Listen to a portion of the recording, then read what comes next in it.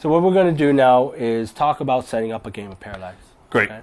So the first thing we have to do is determine the point size of the game we're going to do. Correct. 250 is usually the base size. Okay. And that's the one that takes about an hour to play. As you get more advanced, you can start playing 350, 500, 750. Okay. So it can go pretty big. It can go as high as you want it to, and it will stack up. 250 is the basic game, and that's really where it should be right now. Okay. And then you also talked about customizing your own character and stuff, and there will be rules in that in the actual full game, right? Correct. And then you could level them up or whatever. They'll get more powers and stuff like that. They'll get more skills. They can even go. Their attributes can even grow. So it's more of it's kind of a campaign game type of thing. It's definitely a campaign game. Okay, so more about that later because it's not in the quick start rules yet. No. So we'll work on that later. The next thing we have to do is set up our board and then put our terrain and determine the type of terrain. Correct. Okay, the board we're going to be using in the video for the bat rep that you've either just saw or we'll see. We're not sure where we're going to put the orders of the videos. Is already predetermined because it's a full board. It was created, customized. The next thing you need to do is shuffle your contract cards, or it used to be called mission cards, right? We used to call them mission cards, but really your contract cards because this is what you're contracted to do. Yeah, it's basically what your focus, or rather what your missions you have to do, stuff to get the victory points to win. So to start with, you always have 0 in play. 0 in play. That's the card 0. And the cards have a number at the bottom of them. Okay. And that's important because you'll always have 0 in play. Oh, okay. So is that for both of you? For both of you. And it's called a dual mission, which means you're both playing off of it. Oh, gotcha. So okay, gotcha. So you were both dueling off the same one. So we can both score victory points off it. Okay, cool. And victory points is how you win the game. Yeah. I mean, that's the important thing. How do you win? You don't win necessarily by taking out your opponent's army, warband. Right. You win by having more victory points. Like, it's possible to kill all your opponent's characters and still lose the game. Gotcha. Right. Because that's kind of how they usually work in victory point games. Right. But you set up 0 for both of you, and then you shuffle 3 cards each? You shuffle your card deck, then you deal each player 3 cards. So, and these are hidden. These are hidden. You don't show them. You don't show them to anybody else. Okay. You then decide which ones you think you can complete with your warband. Okay. What happens with the ones you don't think you can complete? You give back, and you put it at the bottom of the deck. Oh, so you only pick 1 out of 3 you can pick up to 3. If you think you can complete all 3, you take all 3. So the positives are, if you complete them, you get the top number of victory points. But if you don't complete them, you lose victory points. You lose victory points, so that's important. So you get 3, and then you could, deal down to 2?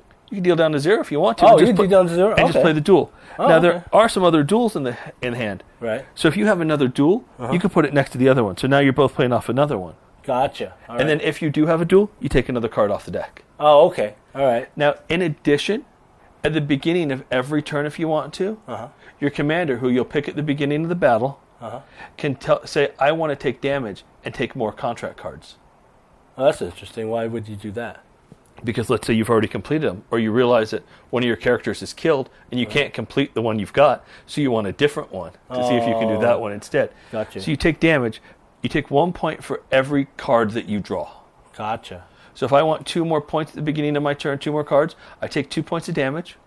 Armor does not stop this damage because there is no defensive roll for it. Gotcha. And you take 2 more cards. You can keep them, or again, just put them back. Right. So you can keep drawing up cards like this if you want to. Positive is you can get a lot of cards, get a lot of things done. Negative is you can lose a lot of points. You can lose a lot of points on it. Yeah, totally. Right. Okay. So that's how you handle your contract card. The next thing we're talking about is determining deployment. How does that work? Deployment, first thing you do is you're going to choose your warband, of course, and you're going to get a commander. The one that you...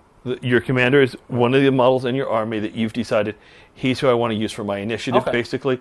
Or there's different ways to create a warband, but for the simple one, like we're playing today, it's just he's the one who you've decided is your initiative guy. Okay. All right. So he's your commander. Your leader. He's your leader. He's the one who's giving you commands and orders. Okay. So you pick the leader. You roll a d10. And then add the leader's initiative? Yep. Okay. And then whoever wins determines who deploys. You can either deploy first or second. Doesn't matter.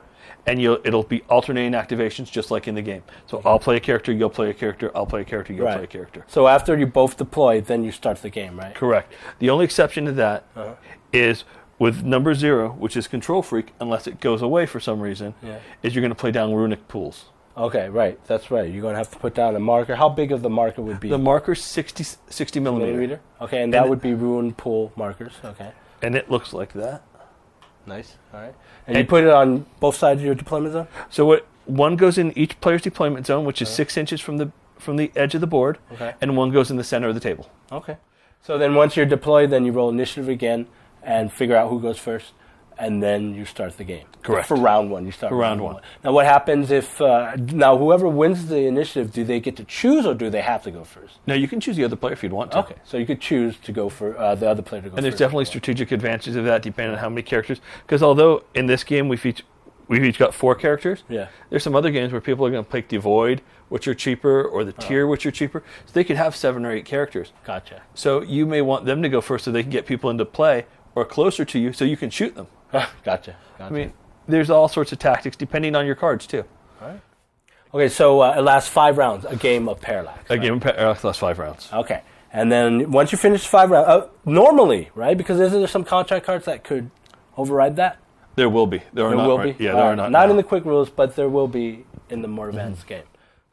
And that's it. You just count out your victory points, or lose victory points. Or then find out who wins, and there it is. You have your game of Parallax. There it is.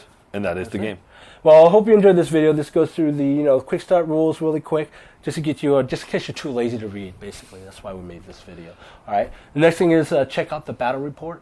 That will show you a lot of how the game is played and some of the rules that Vui's explained here. Sounds great. It's based on the quick start rules. Again, guys, thank you very much for watching, and thank you, hopefully, that you're kicking in for this project here, because Adam's working on this for years, and it's a fun game, and I love the models. I know a lot of people out there will like the models, too. Thanks. And the size of it, anyways. But anything else you want to say before we... Thank you. Appreciate you watching, and I appreciate your support. Okay. And thank you, Chung, for doing it. No problem. There you guys have it. Parallax, check it out on Kickstarter.